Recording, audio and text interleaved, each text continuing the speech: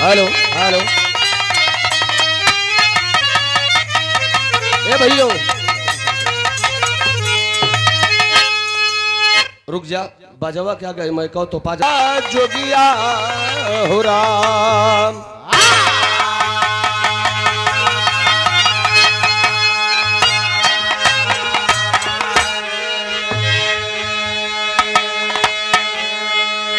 भूमिका में भाव लगत है भैया।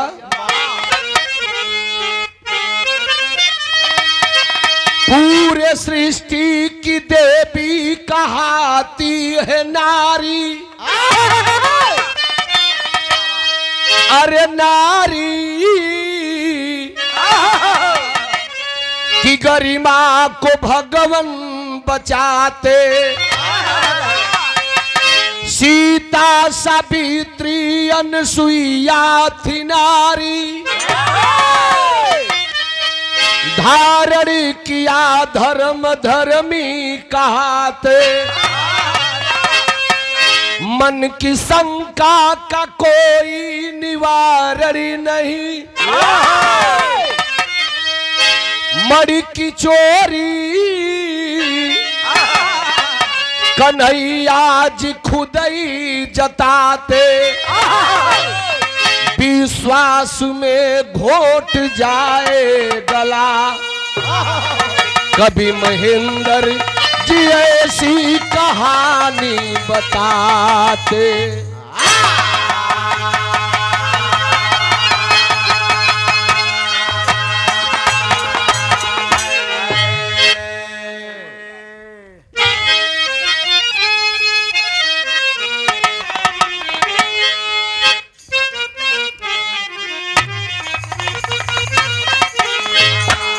लेकिन अरे ऐसा पहली हाँ कम तो तन की बढ़ाला।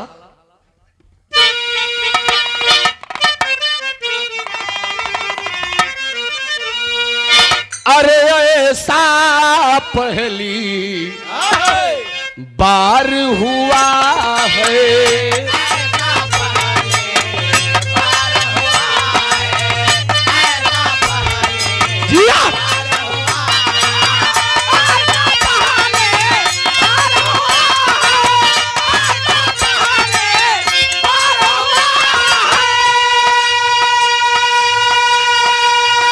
ऐसा पहली बार हुआ है।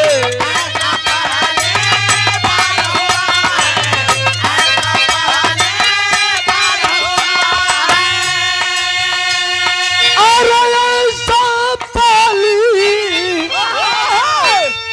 बार हुआ है। ए भैया लोग पता न कहाँ है, पता न कहाँ है। मीनाक्षी जी इतनी आज खूबसूरत लग रही हैं। हमको किसी से प्यार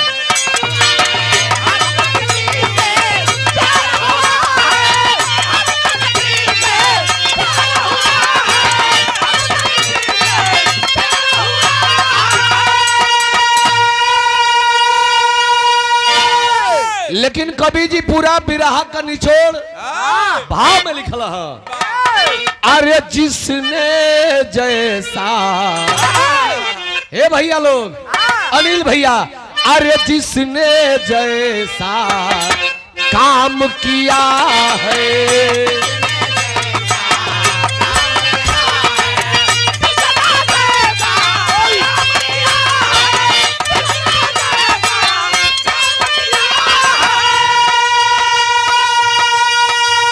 जिसने जैसा काम किया है,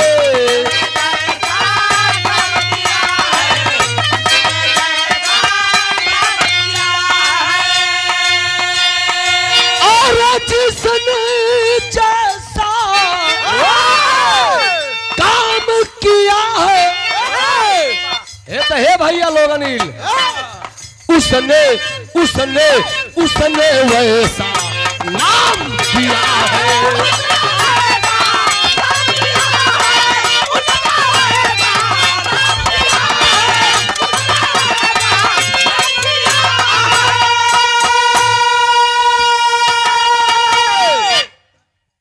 जिसने जैसा काम किया है उसने वैसा नाम किया है। आज की रात बीत जाएगी लेकिन यह बांसफोर बिरदरी के लोग इतना तो याद रखेंगे कि भाई मेरा कलाकार नहीं आया लेकिन राम को अकेले आया तो आया और आकर के हमारे महफिल को सजाया। हम नहीं आए होते तो मीनाक्षी राज जी अकेले गाई होती तो अकेले विजयियों खड़ा होके कुछ ना गई हो। उन्हों के बगलिया में चाही का भैया। तो यह दिन याद रहेगा। हम भी बिरहा गाते गाते 28 बरस बिता दिए आपकी सेवा में। एक दिन बिरहा रहा 30 अप्रैलवा के बिरहा रहा फतेहपुर नरजाताल बांसफोर बिरदरी का कार्यक्रम रहल को पता न कौन गवैया रहे हमो के चिन्ही ना। वो इतना सजवे से बहसे लगल। नौवा प्रोग्राम हम बांसफोर बिरदरी का गावत है। हाँ ये लगन में खड़ा भैले कहले कि भैया तू नौवा गावत हुए हमार ताज बोहन होती है। आ तबले पब्लिकिया खड़ा हो गई कह लोगवा खड़ा हो गए राम कुल के जिंदगी बीत गई बांसफोर बिरदरिये में। तो भैया हो देखिए हमारा लगे कहीं कमी हो तनी हम भाई तनी 2 पैसा टाठ मांगी ला लेकिन लिख ले तो छोड़ब नाम भगेड़ू के लिस्ट में नाम नहीं आएगा। गलती ना मीनाक्षी जी बहुत गौया बड़ा कि चलो प्रोग्राम नहीं खे। अरे तो मीनाक्षी की अलग क्वालिटी है। मीनाक्षी हमारे समक्ष कलाकार हैं। हम दोनों एक साथ पढ़े लिखे बढ़े हैं तब समकक्षी है यूट्यूबर एक साथ चढ़े हम लोग तब इसीलिए तो हम गाजीपुर में एक साथ कर लिए। अपने जिला में हम भाई देखा हम लोग जिला वाले हो गए। हम उधर चलेंगे तो उधर वाले हो जाएंगे इधर आएंगे तो हम इधर वाले हो जाएंगे। अरे हमारा भी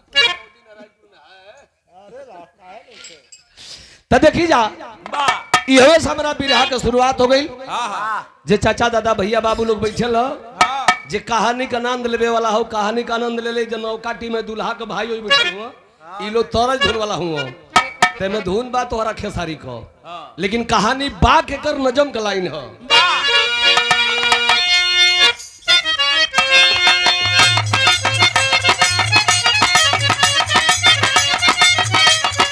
ध्यान डाल कहानी पर अनिल भैया तनी कहानी पे ध्यान दे ली। कलाकार के हु बोल ना होला तोहने लोग बोल बनावेलो जे के चाहबो वो के बुल्लू बना देबो जे के चाहबो वो के उल्लू बना देबो। हाय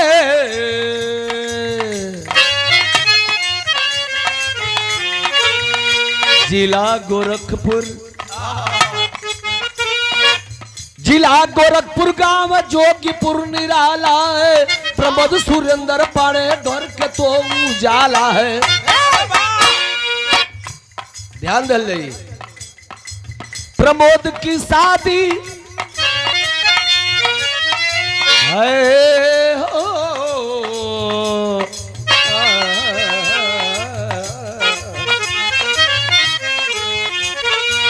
प्रमोद की शादी हुई लगन के समैया में रीता दुल्हन बनी कंगा बनल कलैया में। बीता कुछ दिन बिया हो गई बात अब का भइल बीता कुछ दिन भइल गोदी में ललनवाओ 6 महीना बाद बरसल दुख कह समनवाओ।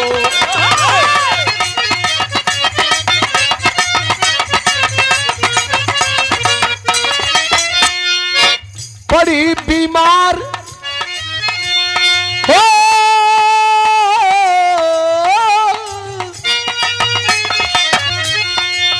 बड़ी बीमार रीता जग से नाता तोड़ी है।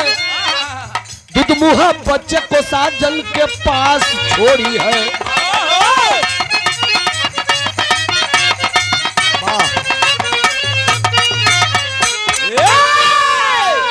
जिला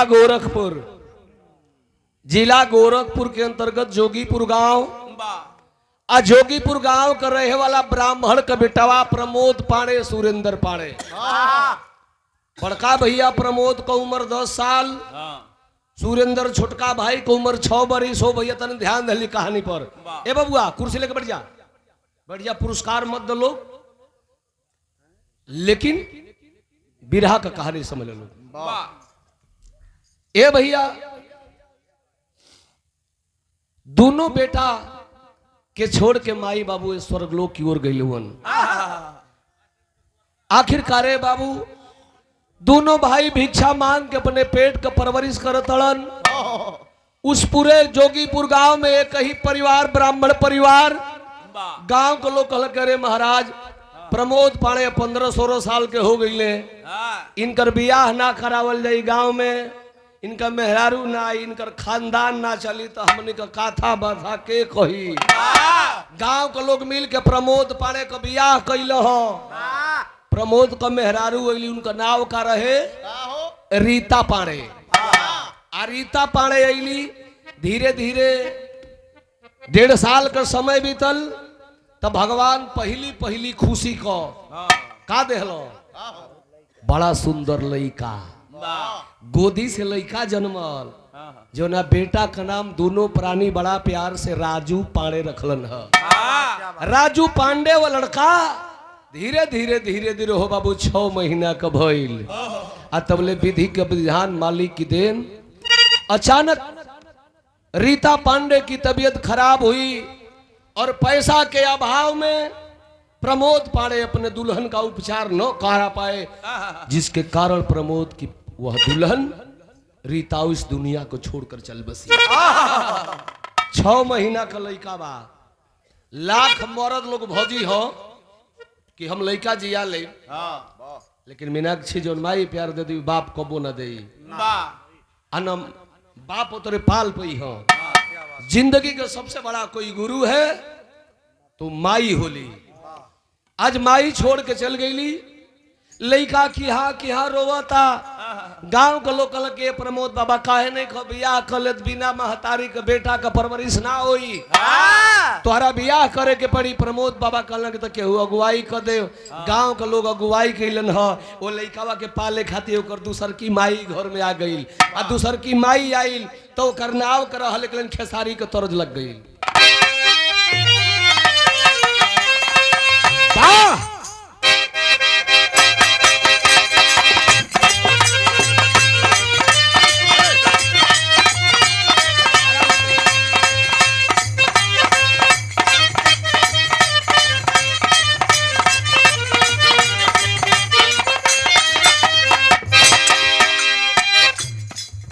उहे तर्ज बा अनिल भैया। अरे हम तो ढूढ़ी मुदले रहनी पियरी माटी से।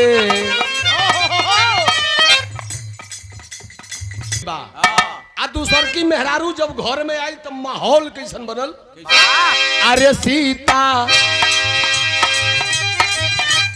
सीता दुल्हन बन के आई बाड़ी घर में। अरे सीता दुल्हन बन के आई बाड़ी घर में, खुशी के लहर में।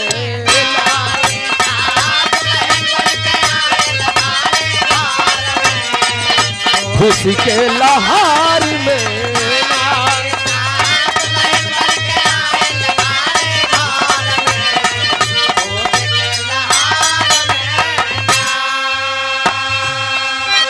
खुशी के लहर में, खुशी के लहर में।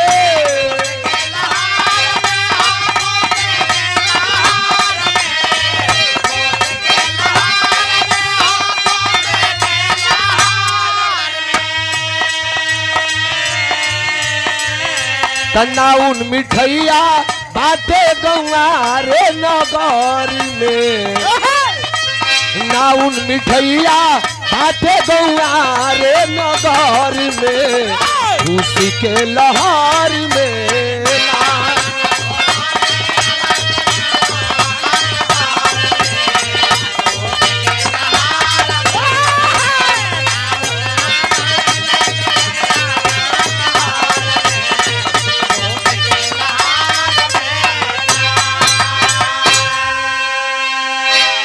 घर में दुल्हन आइल बाड़ी, बड़ा लोग खुश बा। नाउन घूम घूम के गांव में पाहुर बाटतिया, वही गांव में एगो छेलाल यादव नाव का ही रहलन। उनकी दुआरे पर चल गई, उ बिरहा में टेरी बोलस मलकेनियर अल घरे नौनी आ गई। कलश की छेलाल भौजी प्रमोद पाड़े का बियाह भइला, हाय लेला दुगो लड्डू है एगो खजूली है, ये पाहुर उनकी अचारा में डाल के चली गई। आज धीरे धीरे पाहुर तो बटा गई, लेकिन जकर बियाह भइल बा मीनाक्षी, ओकरा जिंदगी में एगो कतल करात आवेले। ऊ साला रात मरण सेज पर अब तबो ना भुलाई। अरे बाप रे, बड़ी तकलीफ में रहली हमरे। उसके पहले हम कुछ नहीं समझता ना रे भाई, बाद में वो ऐसा रात है। अंजय तनी याद करता तू अपनी सुहाग रात में, सुहाग रात का बात है ऐसा है। वाह बारे रात आदमी लाख। अच्छा जे पुरानो चाचा दादा बैठल बो तनी सोचो न, हाँ कैसे मनौले रहल गजब साला रात में गजब पागल।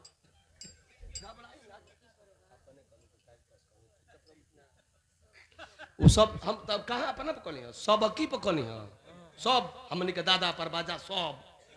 लेकिन पहले का लोग गई हुई हो तो मोहर दिले हुई हो, असरफी दिले हुई हो, का दिले हुई हमने के नहीं जानत। लेकिन हमने के बियाह भेल त काद को झुमका उमका दिया गई, ऐसे कि 2 पैसा कमात रहनी जा। लेकिन ए घड़ी के दूल्हा जान तो लोग का देतन स जियत चाम से चले वाली मोबाइल। मुगल से ना चली, जिंदा चाम ठेले। हाँ हो में खून रहे के चाहिए अंगुरिया में, बेखून को चावल की रगड़ दी तो ना हुई। जिंदा चाम ए रानी हाई ले लो, एमे जियो का सिम डलवा दे तनी, रात भर बतिया के माई बाबू मैंने कहा कुछ ना बस तू ही सब कुछ। यही पर भरी रात लार पोटा गिरावल जब नैहर चल जाए तो देखते बड़ा कि उंघाई नहीं लगता है, तुम चली जाती हो तो मम्मी से अपने कह के चली, अरे सार तरी रहे दो खिचड़ी। 12 प्रमोद पड़े, वो भी बेचारा चला है सुहाग रात बिताने। सतयुग त्रेता द्वापर कलियुग 4 युग है। लेकिन प्रमोद पाड़े जब मुंह दिखाई में लेके गइलन अपने मेहरारू के देवे, आज ले कौनो मरद चैलेंज के साथ कराऊं, आज ले कौनो मरद सुहाग रात में अपना मेहरारू के मुंह दिखाई में लेके ना गइल हो जौन प्रमोद लेके जात रहन। का लेके गइलन? सुहाग के रात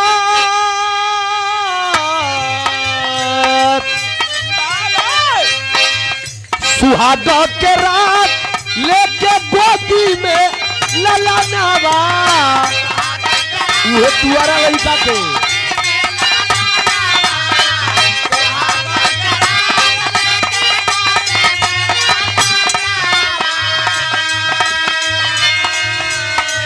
झर झर बारी से लातू मेरे नयनावा।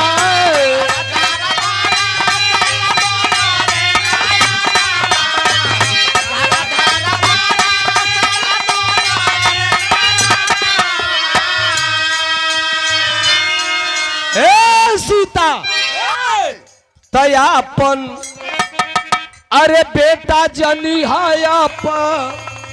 नी नजार में,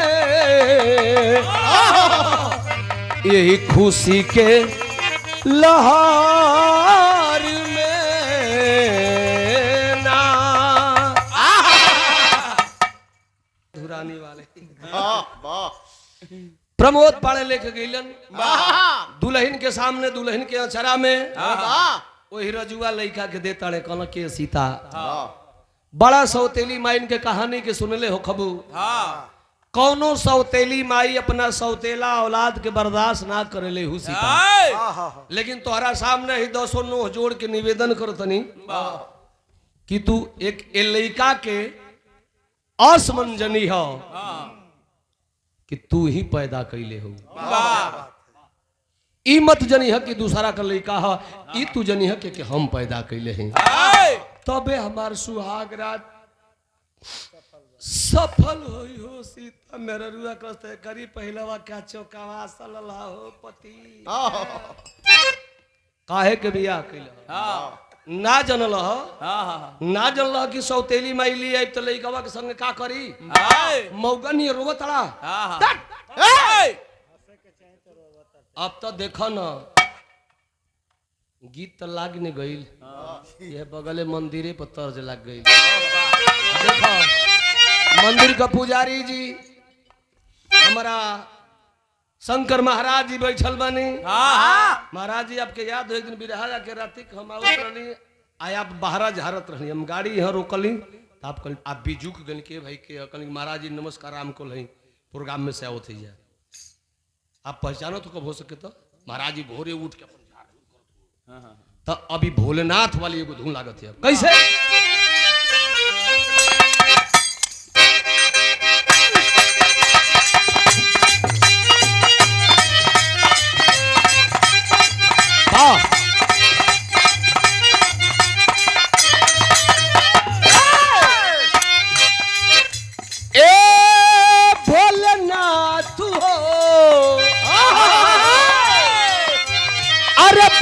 पत्थर पर जिंदगी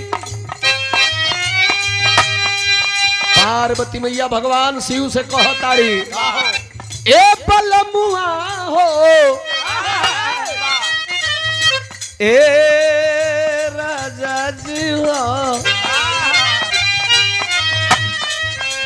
दुनिया के सब कुछ दे दलाई रौरे मेहरारू को गजन बा। अरे बीते पत्थर पर जिंदगी नाया राम लागता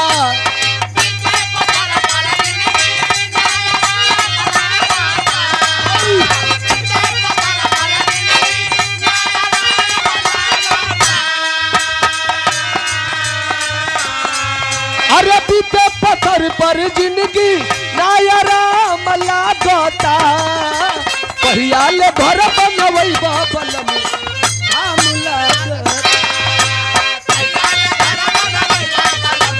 अरे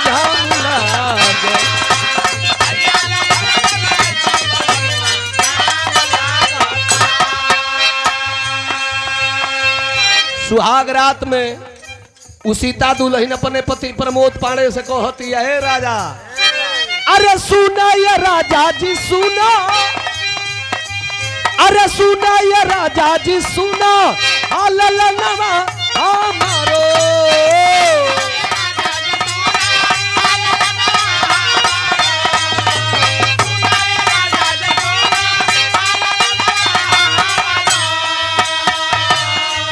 अरे सुना ये राजा जी सुना आललनवा हमारे जानो से अधिकार परनवा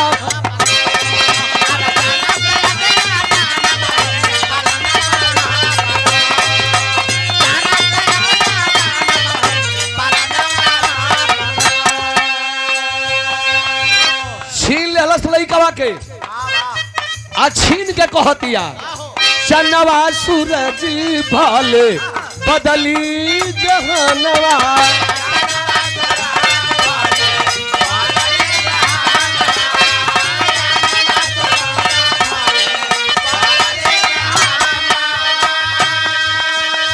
अरे लेकिन रौरो बात नहीं अरे बदली सजनवा छाती से राखो लगा के ललनवा हमारो अरे जानो से अधिक जानब हो इ परनवा हमारो पिता वो लड़का के ले हलस कलश की सैया जी हम वो हर माई में से सौतेली माई ना हई, साबित करके दिखा दूंगी। हमू प्यार आपके लड़का के देबे सैया जी की जवन प्यार इनकर माई भी ना देले हुई हन। क्या बात। मत रोई, सूरज भगवान पूर्व ना उग के पश्चिम भले उग जाई हैं, लेकिन हे अचारा में दाग ना लगे दे। बिरहा सुनने वाला भैया लोग तने ध्यान दे ली। आखिरकार सुहाग रात का रात बीत गई, अब दिन धीरे धीरे बीते लागल। आ जब बीते लागल तो एक दिन उ सीता पढ़ाइन जोन बड़ी प्रमोद को मेहरारू अब अपन दिमाग का पेचकस वही प्रमोद पाड़े के स्क्रू में डाल लिखे और चूड़िया टाइट कर लगली।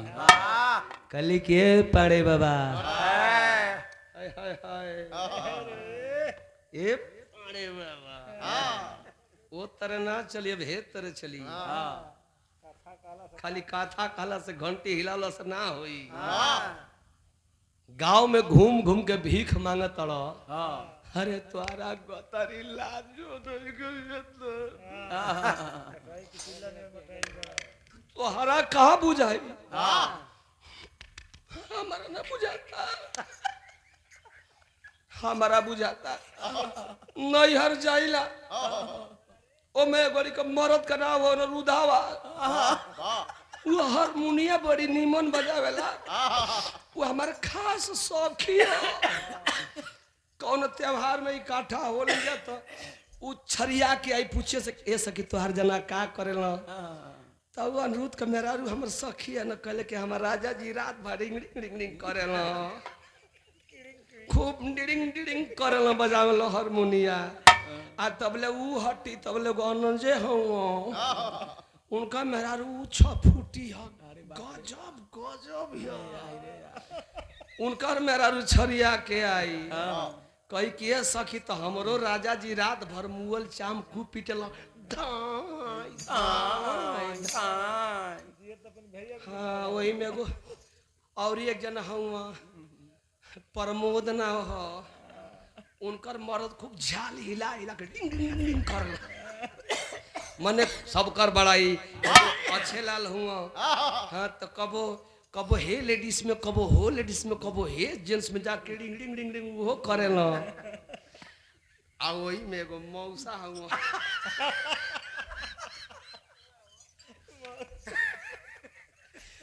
तो खूब ईटा जोड़े मने सब अपन अपन बड़ाई मर्दे करेली सब। ए सैया जी हम लुकात जाई, हम लुकात जाई, अरे हमसे मत पूछो सो कि हमर मर्दा का करेला, का कहीं की घंटी हिलावेला, भीख मांगेला। हम लुकाई लब कैसे ए सखी तोहार जना का करेला, हमार 100 मुट्ठी को करे जाई एक मुट्ठी हो जाला। कहिला कि हमार राजा जी भीख मांग।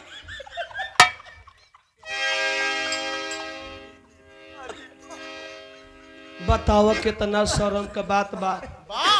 और रहुआ जाके दिल्ली बम्बई सऊदी अरब दुबई 5,000 महीना कमाती, दुबई में जाके लेटरिंग साफ करती न रे अंजे तो जा को जा कुछ करती भले तनख्वाह मिली चाहे ना मिली तो लूट लेता सा। लेकिन हम हूँ तो छतिया के बतेती न कि हमार मरद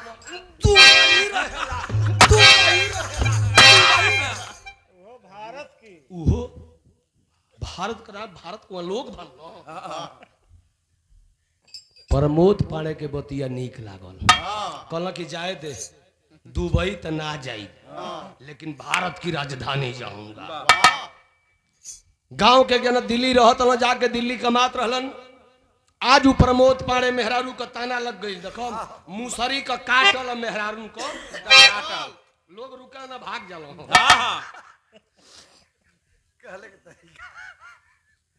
मने मुसरी का काटल मेहरारू को डांट दे मेहरारू निके न है साला पछताई बाद में न हो। डांट दल से मेहरारू अब बेचारा जाके कमाए लगल पैसा, जब पहली तनख्वाह ही मेहरारू पवलस। हाय हाय हाय हाय 12 सीता।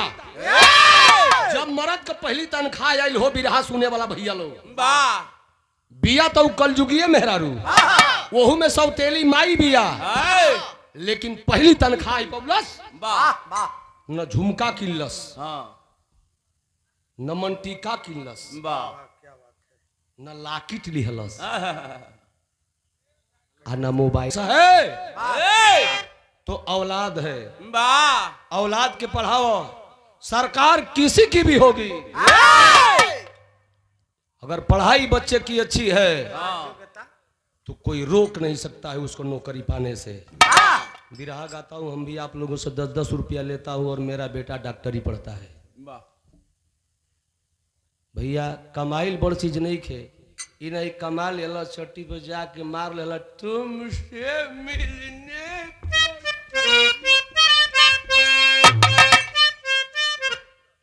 बचाइए उसको, बड़ी भाग्यमान उस तन पावा। माया का नगर हो जबले जियो तड़ो, बढ़िया कर्म करो कि मुआला के बाद भी लोग कहस के भैया रहल एक पीस रहे रहल तबले रह। ए बाबू आज लइकवा का नाव माई लिखवा देलस। सैया जी क दिन कमई है, बुढ़ौती में लाठी का सहारा बेटा बेटी होलन। लइका पढ़े लगल, धीरे धीरे कक्षा 2 में पढ़ता। लेकिन भैया हो आज हमारे देहात में ऐसा परंपरा हो गई बा कि बढ़िया कपड़ा पहन के जाता तो दौड़ दया तो के देख के जरा तक साला इतना बढ़िया कपड़ा ही कहाँ से पहिरल सो, मिल जात कि ना तो बीड़ी धरा के सटा देती। उ दया दी नहीं के सोचत कि हमहू बढ़िया कमाई, हमहू बढ़िया से पहरी, बढ़िया से रही। आज लइकवा पढ़े जाता। मीनाक्षी जी ये तो हर जात ऐसा है मेहरारू कनो। हाय हाय हाय 4 गोड़ी बैठल बाड़ी से, जनते बड़ा लोग कहाँ कहाँ बतियावेली सा। अगर शिव चर्चों में जाता रही, हाँ शिव चर्चों में जाता रही से, तो कोनो गावत या कि जागा जागा महादेव हो मैं अंजनी बाबा पैसा लेके चल जाता अब में 4 गोड़ी नाचत तड़ी सा। आ जौन खाली रहत से, जौन खाली का करबू ये बहनी हमार पतो हिया चित बादला खिया दिबे। चित बादला मीनाक्षी हमार पतो हिया चित बादला नहीं कह के तो अन को दो गलवा जनते नहीं के खाली वो करे में घरे में घुसल रहता। वाह आया तो हिया बतियावत रही सन चलिए सिवान में खेतोरी तो चलिए से जब कहीं नारी ओरी बहती अपन वही जे अपन कार्यक्रम करो तड़ी से का करबे ये बहनी लइकन का कापी किताब फाटल बे बहनी खुलिए ही में बा का करबे या चलो भौजी का करिए ही में अपन ओ जे शुरू वही तरह 4 गो नीब की पेड़ तर बैठल बड़ी सो आउ लइकावा रजुआ पढ़े जाता आउ 4 गोड़ी देखली सकल के रजुआ सुनबे है तो के जुतवा के किनले रे बेटा कलश के हमर मम्मी, बेगवा के किनले हम मम्मी, दरेसवा के किनले हम मम्मी।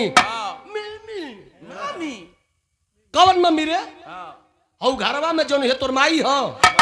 आ ही ललऊ अरे वो तोर माई ना ही, अरे भैया ऊ नागिन हियो। उ तो के कहियो डोस लई, देखो के चढ़ावो तड़ी सा। उ तो के कहियो डोस लई, तोर माई ना हियो, उ सौतेली माई हो। कहियो तो के मुआई जरूर जहिया ओकर बेटा चाहे बेटी हो जइयो सदा। 2 में पढ़े वाला लइका है, 7-8 बरिस के उम्र बा। बिरहा सुने वाला भैया लोग अब लइकावा पढ़े ना जाके लौट आइल घरे, सौतेली माई की अचरवा के धो के फफक के रोता मम्मी ए मम्मी हम तोहर बेटा ना नहीं माई। माई तू कहियो हमके जान से मरवा देबू न माई। ए माई सही बता तू हमर माई ना नहीं माई। लइका कहता ओकरे आँख से झरझर झरझर आंसू का धार बहता हो भैया लोग। सौतेली माई सोचते कि का कहता ई हवे से हमर बिरहवा मोड़ ले ललस हो बाबू।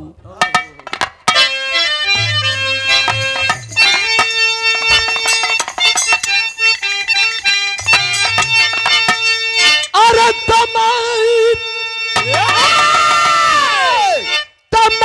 के चरिया धई के सब नजीर कहे सब नजीर झर झर बचवा झर झर बचवा के आखिया से बरिसे नीर झर झर बचवा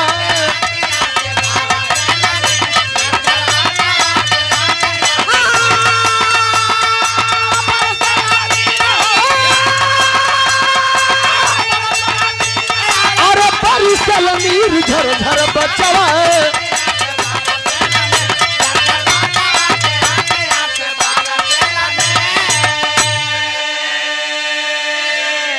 अरे बबुआ कब बात सुनी हई बिहरेली छतिया अरे तो कभी सारब नहीं एक पल जगातिया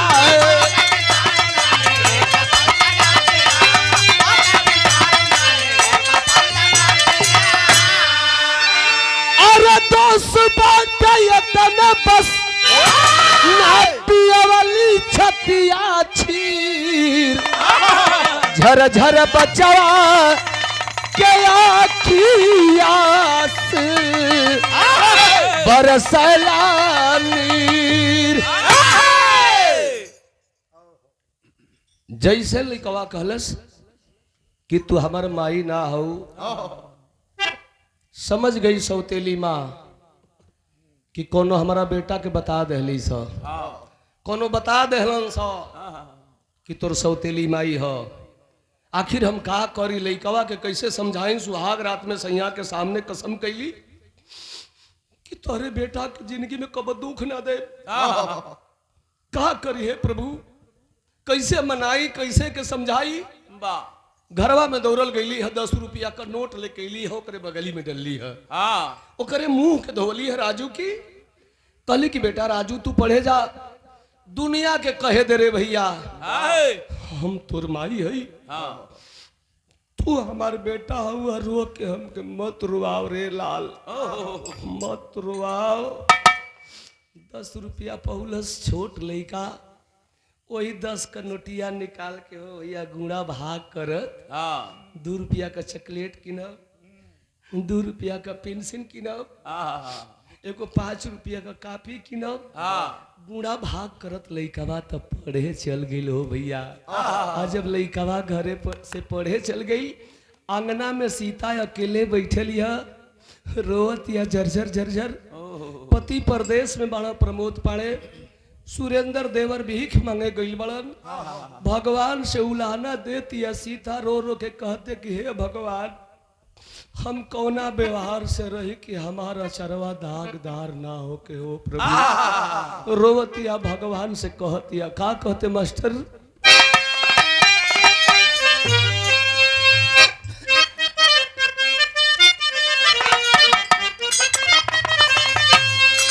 कहतिया कि कही विधि राख बुला जी हे प्रभु अरे कही विधि राख बुला जी चढ़ली जवानी बाय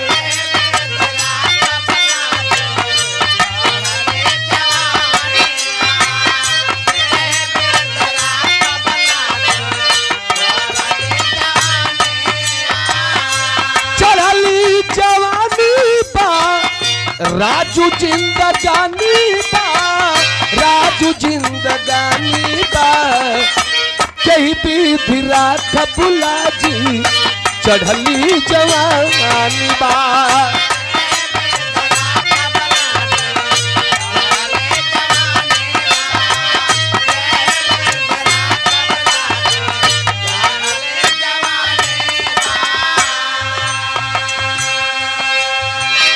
चलत तो कलयुग हो भैया लेकिन इस कलयुग में राजू भैया कुछ सत्य भी है अगर सत्य न होता तो धरती न टिकती जितना पाप हो रहा है अत्याचार और बलात्कार हो रहा है हत्या हो रही है सत्य नहीं होता तो ये धरती धस जाती कहते कि हे भगवान हमरा के कोनो सद्बुद्धि दो नहीं ते रजुआ खाती हम बहुत बड़ियार गलत काम कर दे।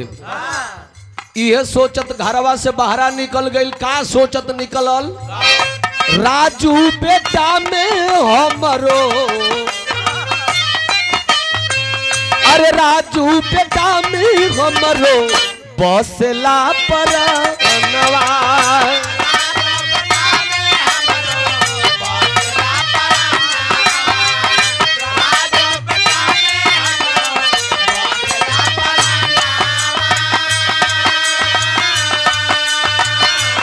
हे भगवान, हम रजुआ खाती कुछ कर सकतनी। निकल गई घर से बाहरा। आ कहा चल गई पगली?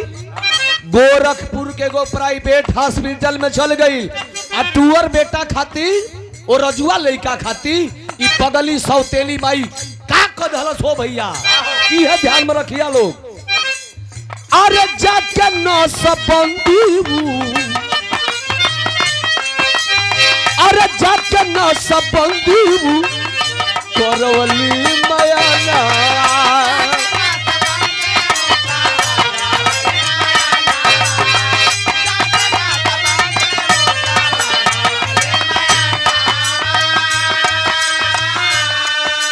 अरे बढ़ल परेशानी बा राजू जिंदगानी बा, राजू जिंदगानी बा। केही भी राखबुलाजी हमर चढ़ली जवानी बा। बारे सौतेली माई ओकर हिम्मत का हम सलाम करतानी। एक सौतेला बेटा के लिए एक सौतेली माँ इतना बड़ा कदम उठा ली कि ना रही बांस न बाजी बांसुरी, न हमार कोनो संतान पैदा हुई हन सा, न राजू से हमार ममता दुलार हटी। ए बाबू लोग जाके कंप्यूटराइज ऑपरेशन करवा ले बिना चीर फाड़ कर।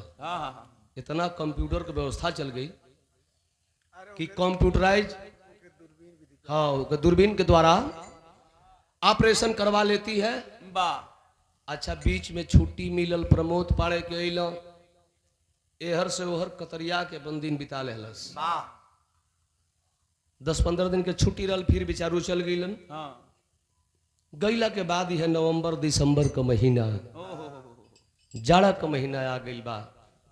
राजू प्रतिदिन पढ़े जाता, इंग्लिश मीडियम कॉलेज में पढ़त बा। छुट्टी के बाद 2 घंटा कोचिंग करे और 4 बजे शाम तक रोज घरे चली आवे। लेकिन विधि का विधान देखा होत का बा। एक दिन लड़का 4 बजे शाम तक घरे ना आई तो घर में कोनो शुभ अशुभ होला तो बड़ा अशुभ होला तो बुझा जाला परिवार के लोगन के। ओकर मन घबराता, सीता का मन घबराता कि आखिर हमारे बचवा काहे न आइल। पता करे लगले दर्द यादन के घरे जाके, जबकि ब्राह्मण परिवार का कन्या बेचारी घर में रहे वाली दुल्हन बा। ए बाबू आखिर पड़ोसन के घरे गई पूछत कि ये बहनी तुम लोग के बचवा पढ़ के आ गई लोग। अतना ये बहनी आयल नहीं खस यहाँ से न लैका हो सो कहीं खेलत हो यहाँ से। लेकिन भैया हो 4 से अब धीरे धीरे 4:30 बज गई। आ नवंबर दिसंबर के महीना में 4:30 बजला का मतलब कि किरण डूबे लगी, कुहेरा घेरे लगी। आज वो पगली बेचैन होती है कि हमारे बेटा काहे न आइल। अपना बेटवा के खोजे बदे हो बाबू स्कूल के ओर चलते तनी सोर ठीक भाव लगत बा।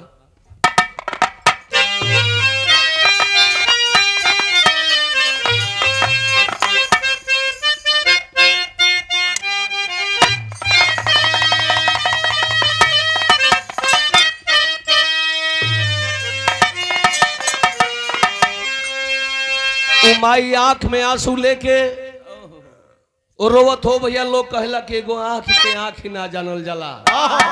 आज उहे बात ओकरे सामने लौकत बा कि हमारे कई बेटा आ काहे न रोई हो जोन 22 बरिस के चढ़ल जवानी में अपनी जवानी के कुर्बानी दे देलस। आ ओकर बेटा ओकर सामने अभी नइखे आई तो माई रोवत जात है मास्टर कि पढ़ी के इस स्कूली या से ना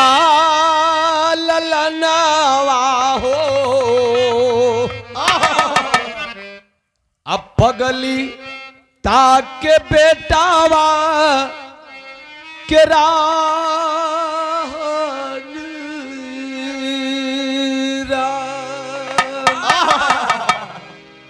माई दौड़त हो भैया स्कूल के ओर जाते हो। महाराज जी स्कूल 1 किलोमीटर दूर है, आधा किलोमीटर आगे माई बढ़ल है।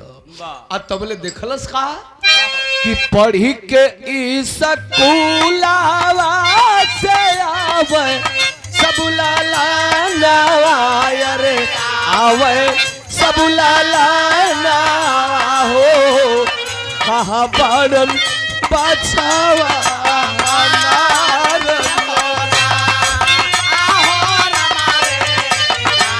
बारन बचावा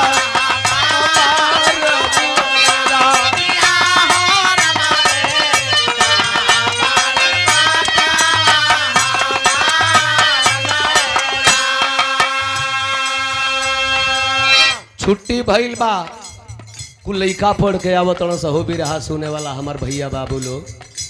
लइकन के झुंड के लगे माई पहुंचल बाड़ी, पूछत ताड़ियों में सोनुआ नाव के एगो बड़ लइका रहल।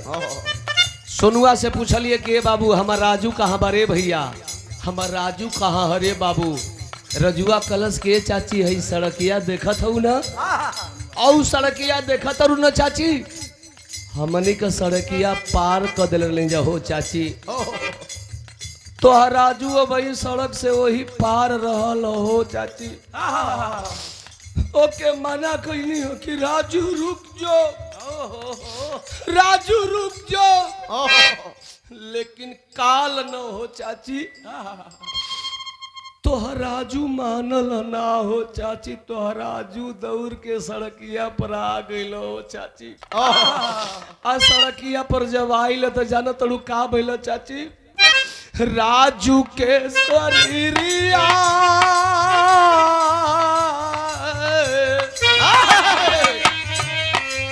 हरे राजू के शरीरिया पर डराता चढ़ी गाइले, डराता चढ़ी गाइले हो उड़ी गईले आलरा परा।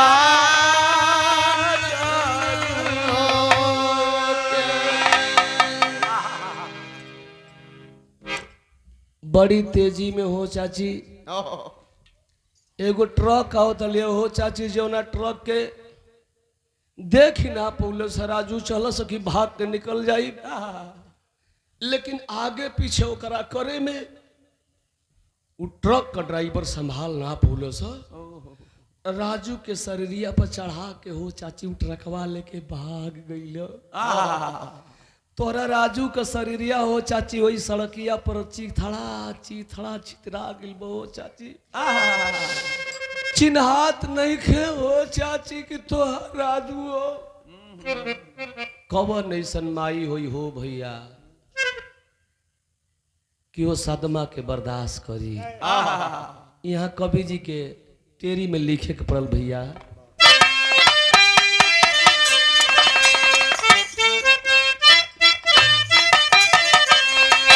हरे समैया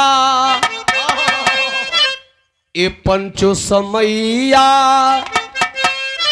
अरे हई बताई सबके, अरे दहिनी टांग उठल तब पाई कहवा जाई। इतना भैया लोग बैठल हुआ, लोग रास्ता चलता, दहिनी टांग उठा दिल हुआ, अब बाई सड़क पर जाई कि खाई में जाई। अरे हमारा के गैल पीसा राई हूँ दूलरुआ के करे सारे हम अजियब सन सारावा में। अरे यही धारा बीच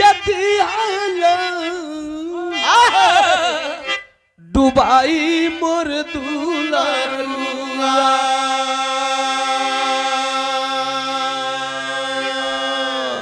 जार बेजार पागल की तरह होके रोवतिया काहे न रोई हो भैया, वही लइके पर सब कुछ अपन निछावर कैले हो।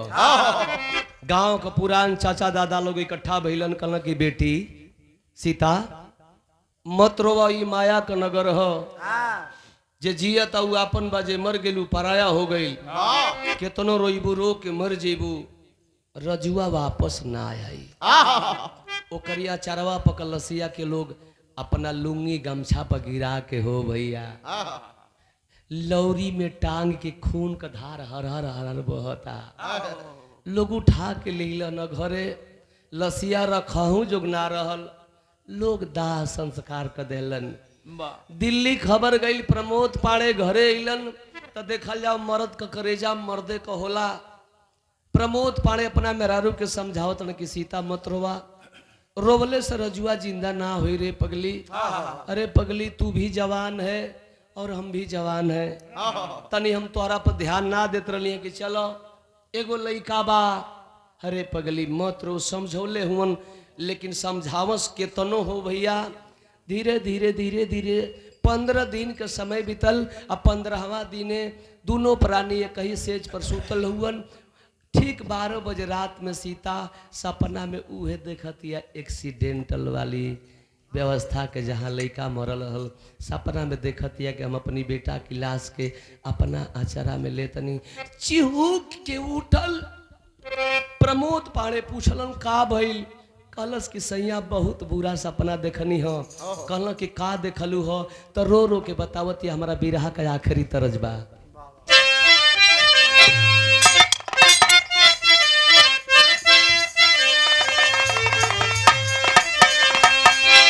जब बिरहा का भाव बढ़िया हो जाला मास्टर, तो हमार अनुभव ही कहेला कि वहाँ धुन गावल कोनो जरूरी ना हो। आखिर कहती अपना सैया प्रमोद पाड़े सकिए सैया, अरे सैया राही राही, अरे सैया राही राही, अरे सालत बाटी, अरे सैया राही राही, अरे सालत, अरे बेटा कै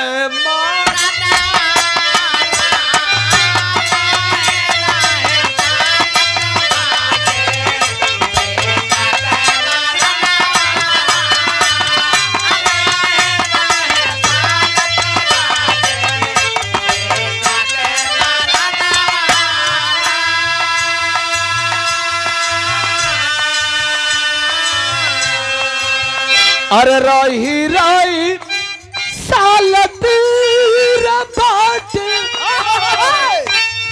अरे बेटा के मरनवा।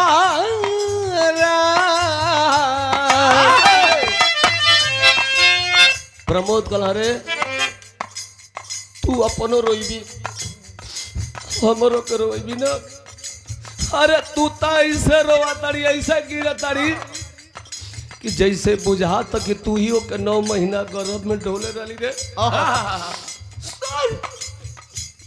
अरे हम ओकर बाप है रे, हम बाप है, हमारे खून डाल मत रो, तो के लइका चाहिए ना। अरे चल तोहरो दावा वो दुआ,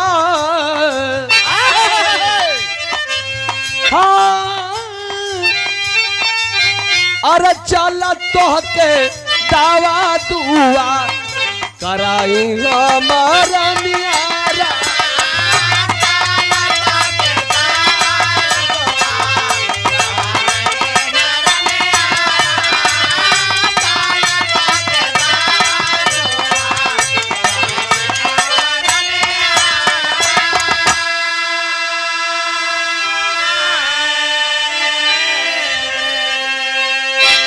सीता मत रोवा, तो के लइका चाहिए ना। अरे पगली तोरा अंदर कोनो शारीरिक कमी बा या कोई दैविक प्रकोप है, जौना के कारण भगवान हमने के औलाद ना दिल हमारे पगली एगो काम कर सबेर होके दे। सबेर भइल दयादन से मोटरसाइकिल मंगलन हो। एगो पुरान चाचा से पूछल कि चाचा ई बताओ मेहरारू कैले हमारा कई साल हो गई, आज ले कहू वंश ना भइलन, तो हम दवाई कराई कि सोखाई कराई। पुरान आदमी कहल कि बचवा दवा दुआ दोनों करावे के चाहिए। पहले वो के झरवा दो कहीं। कहल कि चचा हम का जानत नहीं, हम कबो भूत पैताल के चक्कर में ना ही पड़ली। कहल कि अरे हमने के गाँव से हो नदिया वो परवा एगो मठिया है, आ मठिया पर एगो सोखा हो। बहुत लोगन को बाल बच्चा खानदान चल गए वही जगह से। ना होके तो दिखा दो वही जे बिरहा सुने वाला भैया लोग मरता क्या नहीं करता। लेके गईलन ह एमे केहू सोखा हुई तो नाराज मत हो कि हालांकि आप सबकी बिरादरी में बहुत सोखा हुआ। सोखा लोगन का काम बाकी कुल काम छोड़ के करो ओझाई। अब कुछ ना मिली तो दारू मुर्गो कहीं जाई। एगो हमारे गौवा सोखा बाबा हुआ सोमारू सोखा अजीतपुर कहो। उनका से दो चार गो मंत्र हम सिखली। हमारा मीनाक्षी के पहला एल्बम जब रिकॉर्डिंग भइल तो में इनके भूत धैले रहे। माने शूटिंग हे बाबा ऊ कहल के बाबा तनी देखत हमारी मेरुआ के का भइल बा। तो ओ में हमनी टोन मत कपरी दूध के बदला दूध बेटा माई सच गाय गुहार बाछी तोरे दुआरे पे आके गिर गेली। हम माई गाय गुहार बाछी हम माई एगो बेटा दे दी माई के बेटा साल भीतरे खिलाई।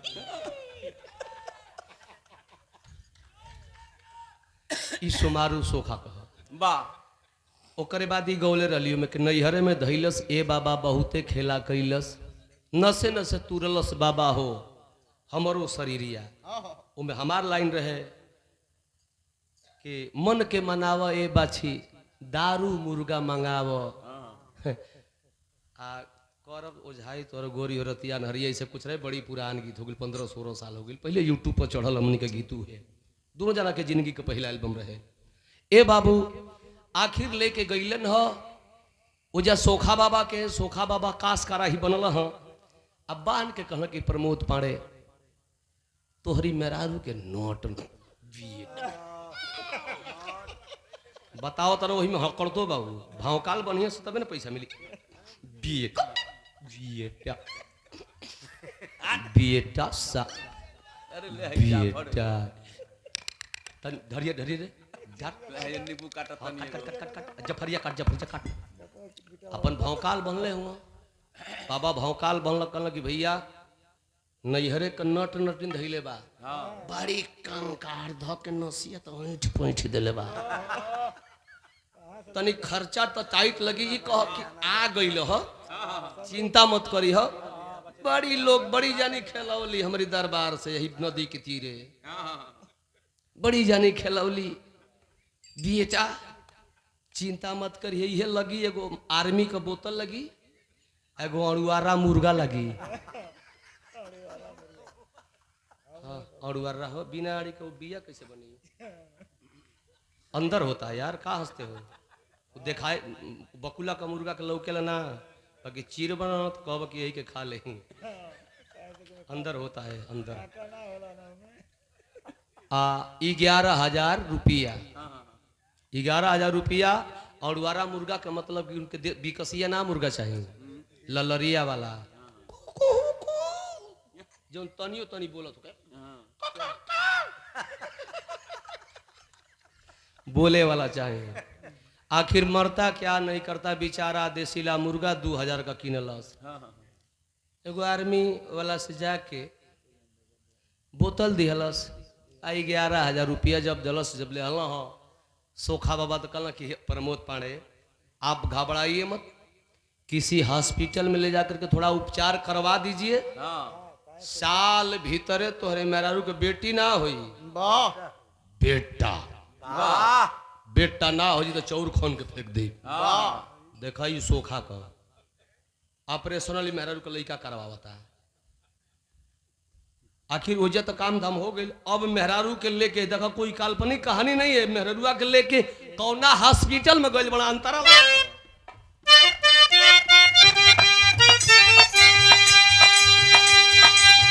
अरे गोरखपुर सहरिया पहुंचा लेके दुल्हनिया,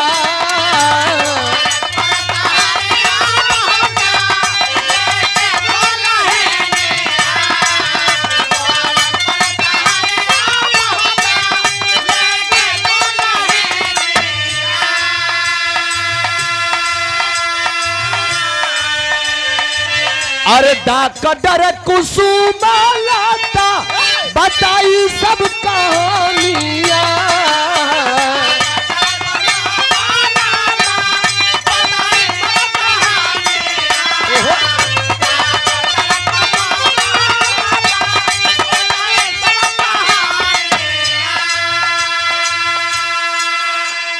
अरे बच्चा नहीं इनकर पैदा हुई है, करवली ऑपरेशन राम।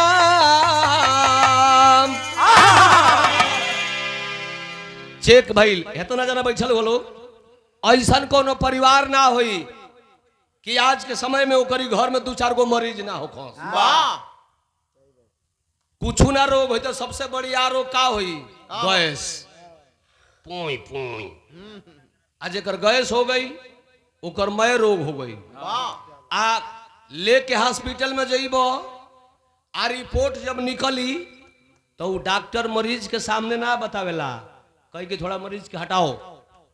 गार्जियन कौन है? जी हम, इनका गार्जियन हम है। अच्छा इनका गार्जियन? हाँ जी हम, इनका गार्जियन हम है। हाँ इनका ऊ कौतन मर्दवा प्रमोद पाड़े, इनका गार्जियन हम है। तो क्या चाहते हैं? हाथ जोड़ के प्रमोद पाड़े कहला कि डॉक्टर साहिबा रुपया के तोनो आप ले लें, लेकिन हमारा मेहरारू के तोन से एगो बेटा चाहे बेटी जरूर करा दें, ऐसे कि ना कराए तो पागल हो जाइए। डॉक्टर कुसुमलता कहती है प्रमोद जी आपके औरत का कोई संतान नहीं होगा, इसलिए नहीं होगा कि आपके औरत का ऑपरेशन हुआ है, नसबंदी है ना। डॉक्टर साहब आपका रिपोर्ट गलत है, दोबारा चेक करिए। कहली कि दोबारा चेक ना करो, पहले तू अपनी मेहरारू से पूछो जाके, चाहे नैहर का करौले हो के चाहे ससुरा का करौले हो कि वो ऑपरेशन करौले भी आ, मेरा कंप्यूटर ये रिपोर्ट गलत नहीं है। प्रमोद पाड़े गइलन मेहरुआ से कहल कहो डॉक्टर रैनिया कहतिया कि तोहार ऑपरेशन भइल बा। सीता सोचलस कि कहतन कि नहीं खे भइल, तो फिर चेक होई, फिर रिपोर्टवा उहे निकली, और रुपया हमारे नुकसान हुई। हाथ जोड़ के कलश की सैया जी वो रिपोर्ट सही बा, हम सही में गलत बानी, हम आपन ऑपरेशन करौले बानी। ऑपरेशन? तुम ऑपरेशन कराई हो? सही बोल रही हो, इसीलिए नहीं हो रहे हैं। सही बता रही हो, ऑपरेशन हुआ तुम्हारा? जी हम करौले। कितने बच्चे हो गए थे तुम्हारे? कौन कहा था तुमको ऑपरेशन कराने के लिए? काहे करौलू? आ जब ढेर गरम भइलो तब सीता कलश के पाड़े बाबा सुनो भुला गईला वो बात के, भुला गईला वो बात के, भुला गईला वो रात के, भुला गईला सुहाग रात के, जौना रतिया में पुक्का फाड़ के मऊगन नियर रोवत रहला, हमके क्रिया खियौला कि हमारी बेटा के आपन बेटा जनिए। ए सैया वो दिने से पहले तो मन में सोचले रहली कि औलाद ना पैदा करब, लेकिन तोहरी गांव में का कोनो कुचरा कुचरी हमारी लइकवा से बता दे कि तोर माई ना हो, सौतेली माई हो, हमसे रोवत रहे, तहिए हम तोहसे का पूछी हो, तू तो एगो स्वार्थ में हमसे बियाह कैले बाड़ो। जोन माई हमके 9 महीना गर्भ में ढो के पैदा कैलस वो माई से ना पूछली। जोने बाप को कमाई खा के तना बड़ भली तोरी घरे अली वो बाप से ना पूछली। नैहर में भाई भौजाई से ना पूछली। घरवा तोहर एगो भाई 15 साल का बड़ा सुरेंद्र उनसे ना पूछली कि सब हमके बर्जे लगी कि सौतेला बेटा पर ऑपरेशन करावतिया। आज तू पावर दिखावत हो मर्द का। अब तो प्लास्टिक की राजधानी बटुराए लगल ना। अब बटुराए लगल कल तब जाए दे चल चल जा घरे लिया के घरे तो चल हिलन। मेहरारू गई घर में आई दुआरे पर। अब ऐसे बड़ियार विपत का हो सकेले। एगो मर गई लइको जन्मल उहो मर गई। आई ई बिया तो बिना कामे के बिया होते होइबे ना करियन सब।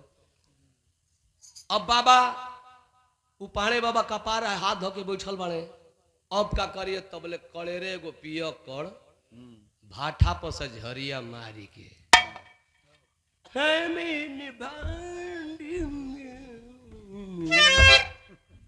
अपन करत वही पाणे बाबा के दुआर में है आवता। कल रे प्रमोद क्या कर रहा है कल करे चारों पिया मारो जोन धापड़। अरे यार टेंशन नहीं लेने का रे टेंशन देने का क्या है बता। कल कह रहा टेंशन मत ले मेरे साथ में चल। टेंशन की दवाई मिलती है बहादुरगंज चट्टी पर। हाँ गांव तो हर जगह बा। चट्टी पर चल लिया के पाणे बाबा के गईलू पिया काड़ा कल की पैसा ले ले बड़े तो बा 500 बा। कल अरे यार तू इतने का वो सिर्फ मिलता है। 500 ले हलस वो में से अपन मान ल कि कुछ बचा लेलस सीखना सीखना के एगो मकडाउल का आधा किनलस। अब पैक बढ़िया बना के पटिया ला पहले तो प्रमोदो पाणे के दिहलस। अब पाणे बाबा जो मुँह अरे तारा भाई केवन होम्योपैथिक खरे कल के दम हुए होम्योपैथिक अखिया बन कले ससिया रो के एक के हाली मार सारा टेंशन दूर। वाह वाह पाणे बाबा तब पी लिहला एक पैक। अब पी लिहला तो जनते वाला जे पिए थे जाना सही हम लोग तो नहीं पीते हैं। लेकिन जब पी लिहला तो ये साला लोग बता गल कि जब सेल जला अंदर तो कहला कि और आने दो। अब वो एक पैक पी लेना तेरे भीने लगल तो कौन कह रहे साल तू ढेर पिए तेरे काट ले और हमके तू पिए कड़वा भाठा और मतलब चलहा कर रहल कल कि साला इंग्लिश से लड़ जाई तो अपने तनकी सुख ले 5 ग्राम 10 ग्राम आ इनके बढ़िया से बढ़ा दे। आ जब नीके पिया दिलस तब तो ये पाणे बाबा लड़ खराए लगल न।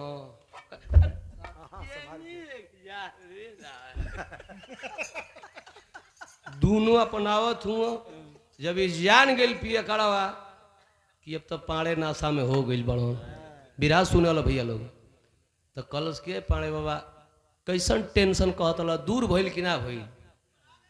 हाँ अरे भैया बिगड़ रुको आड़ रुको बीरस रुको तो कल की क्या टेंशन था तुमको। कलश के अरे यार हमको यही टेंशन बस एक बात का है दिमाग में कि हमार मेहरारू हमसे बिना पूछले अपन ऑपरेशन काहे करौलसिया काहे करौलसिया हमसे बिना पूछले काहे करौलसिया। तो जोन पिया कड़वा बतौन को उसकी जानते हो क्यों कराई है।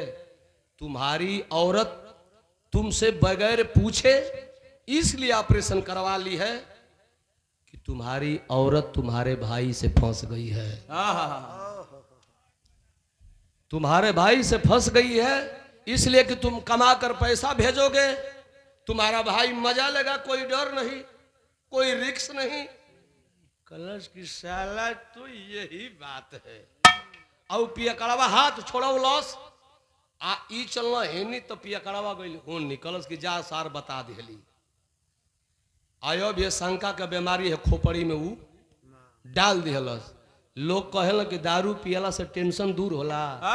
दारू टेंशन दूर नहीं करता है मित्रों दारू और टेंशन देता है और गलत काम की ओर आपका दिमाग लेकर जाएगा।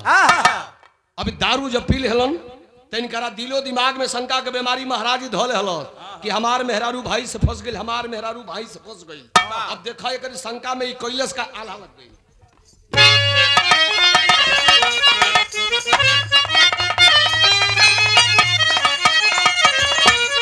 हाय राम तो सब पाप दुनिया में अब भले भूल जाला ये पंचो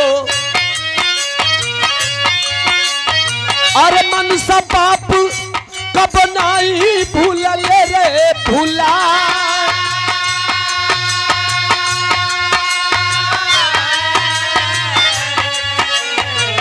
प्रमोद के बदनिया में लागल बा दुनिया बाबू अरे 12 बजे रतिया के उठवल हथियार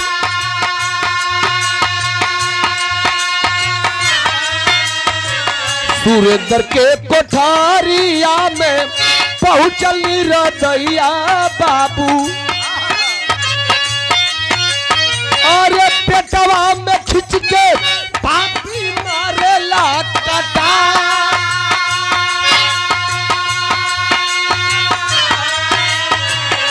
तनवा से उड़ गईले सुरेंद्र के परनवा भैया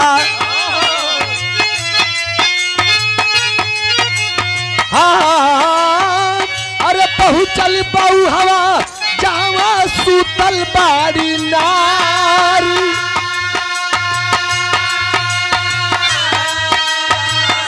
सीता के बदनिया में खंजर जाके मारी दियलस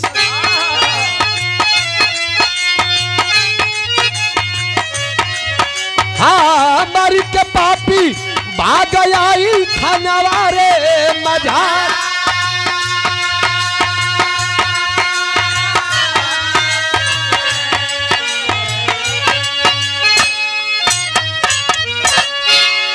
ए भैया दारू के नशा में रहबे कई आ दारू के नशा में हो भैया यह बात सोचत चलल कि तू भाई नहीं खे हमार कसाई बड़े रे सुरेंद्र हमरे आबरू पर तू हाथ डाल दे रे सुरेंद्र तू हमारी मेहरारू का ऑपरेशन करा दे रे सुरेंद्र तो के जियत न छोड़ब रे सुरेंद्र इहे फेटत मने मने घरे आइल अटैची खोलस एगो दिल्ली से चाकू ले रहल सब्जी उब्जी फाड़े वाली तनी बड़हने ले रहल आ उ चकुया वही अटैचिया में रहल खोल के निकलस बिरहा सुने वाला भैया लोग 10-11 बजत रात के बेला के समय बा भाई एगो झोपड़ी में सुतल बा एगो झोपड़ी में ओकर दुल्हन सुतल बा लेकिन दारू का नशा बा कितना बढ़िया काम करा दिलस हो भैया एगो भाई के झोपड़ी में पहुंचल चिताने भाई छोटका सुतल बा हो भैया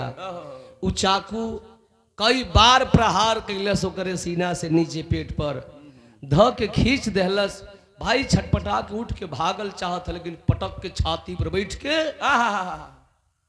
घटई तबले धक दबौलस कि जबले भाई के प्राण ना निकल गई मार देलस भाई के देखो शंका का बीमारी भाई के मार डलस जब समझ गई कि भाई मर गई तो भाई से कई गुना गलत तो हमार औरत है ये हरामजादी कैसे जिंदा रही ओकरा घर में गई हुए खून से लथपथ चाकू ले जाके औरत के पेट में भी भोंक देलस भोंक के खींच देलस लाद फटल पेट फटल लाद बहरे गिर गई छटपटाई के पलंगरी से सीता नीचे गिर पड़ल आ जब ये दू गो खून क देलस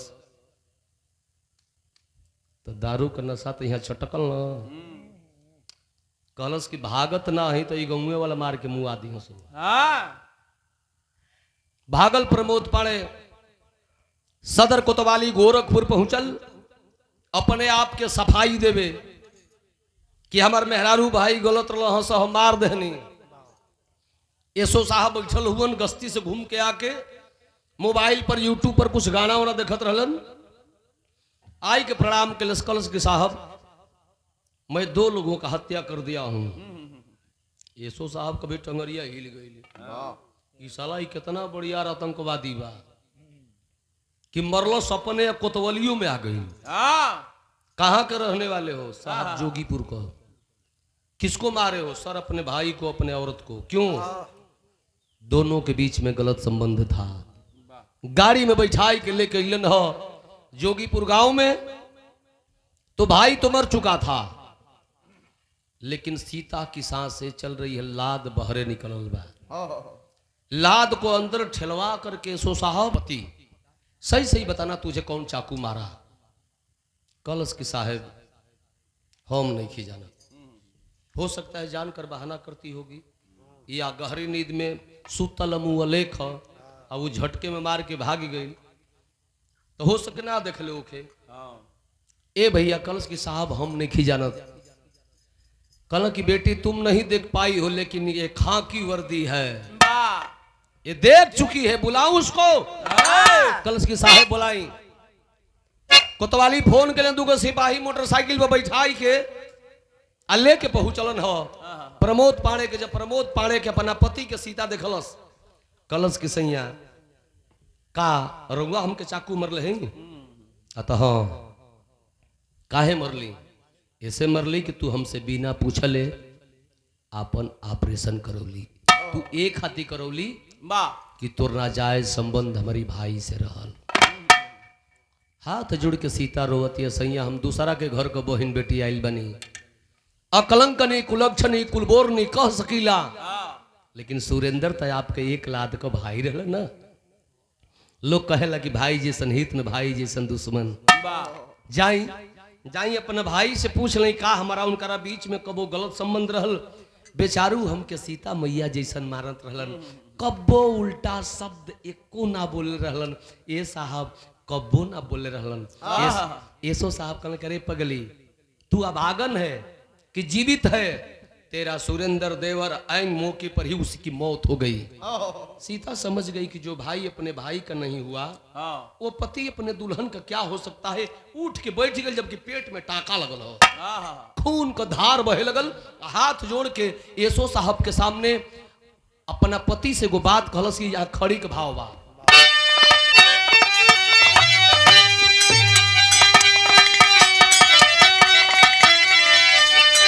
अरे आखिरी सलाम लेला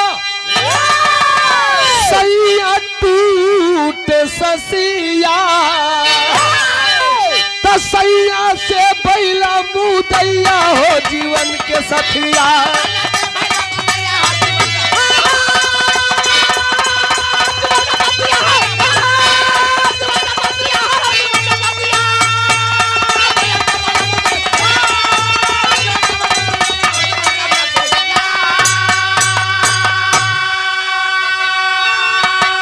सैया टूटे ससिया 8 अगस्त 9 कार्तिक 10 बैसाख मास नहैनी आ सुबह शाम शिव पूजन कई के अरे सैया तोहके पवली आ कई के उड़ गईली चिड़ैया जीवन के सतिया।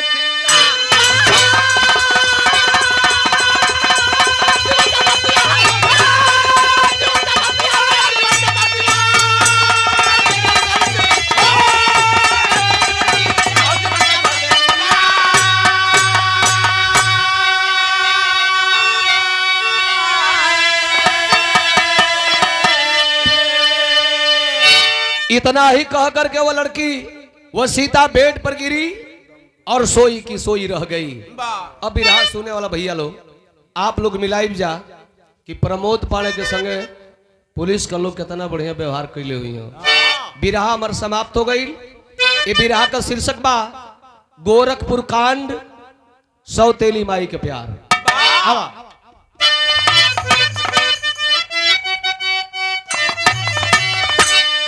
तो जय जठाड़ गुरु दत्तू लौटन की लहर फुलवारी।